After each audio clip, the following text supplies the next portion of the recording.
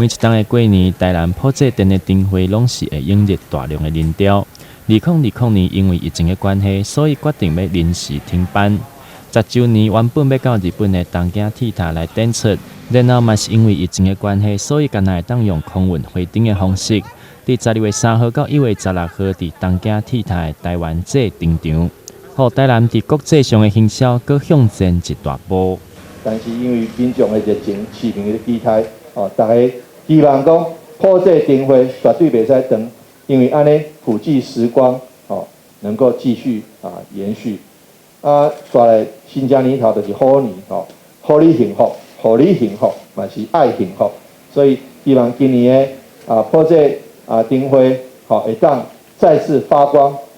发热互大家咱台南市民会当感觉足幸福。互咱幸福。今年的主题普济时光，互你幸福，用积福回灯微光的方式，以日龙鳌出虎口的设计概念，互看回灯的民众伫咧行完微光了，会当有摆脱厄运的意义。来到咱普济殿来看咱的灯会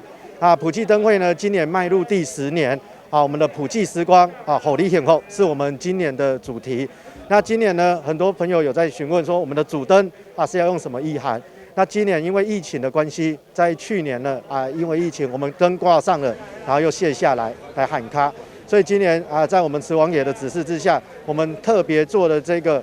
灯墙迷宫。那这个有另外意涵，叫做入龙鳌出虎口，入龙喉出虎口。希望我们所有来到我们普济灯会参加的朋友，都可以走这个入龙鳌出虎口，大家走过，就像我们到庙里过平安桥的意思一样，把一年的霉气不好的，还有我们的疫情一起通通就出这个